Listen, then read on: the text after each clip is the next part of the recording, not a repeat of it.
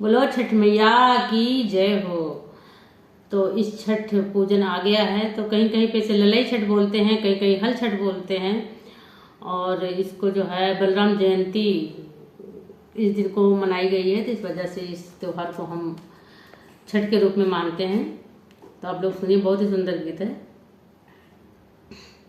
बोलो बलराम भैया की जय हो।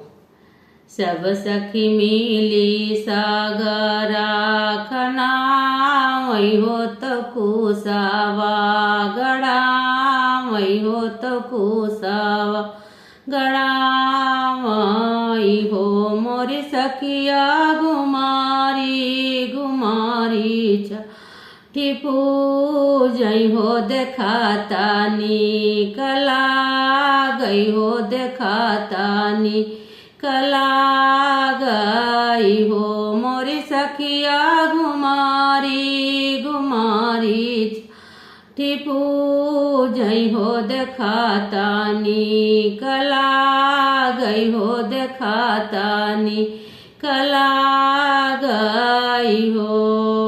सगर पे बैठिए कबाझिनी हो नया नावा से नीरा ढूरैयर नाई ना नया सुढूर हो मोरी सखिया काने करा मावा से चूक क्यों हो लला नाना ही पायऊ हो लला नाना ही पाया हो मोरी सखिया काने हो कराम से चूक क्यों हो लला नाना ही पाया हो लला नाना ही पाया हो।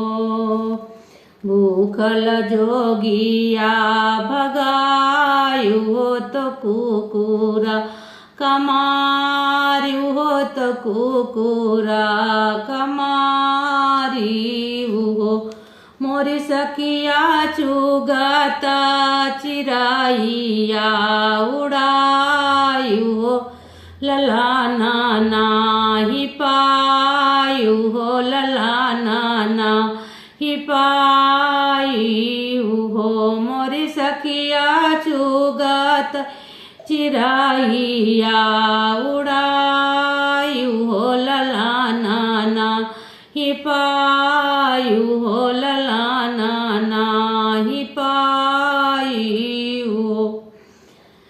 यतनी बचाना सुन सानी हो महालावा कभा गई हो महालावा कभा गई हो मोरी रनिया जाई के निकारई भांडरवा हो तो जोगिया बुलावई हो तो संता जवावई हो तो कुकुरा जवावई हो तो चिड़िया चुगावई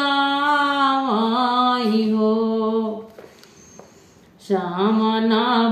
श्रवण भदाऊ ना कदी नावा हो तो नावा महीना लगे अरे नावा महीना लगे हो मोरी सखिया नावाए में लालाना जना मालिए अरे लालाना जना मालिए हो मोरी रानी खुश भाई राजाया उरानिया हो उठानाला गेसो हर हो उठानाला गेसो हर हो कुसव मंगाई के ढकुलिया हो लला नाली ही गोदिया हो लला नाली ही गोदिया हो मोरी रानी बैठी छठी के दुआरिया हो तो छठिया बैठी पूजई हो तो छठिया बैठी पूजई हो।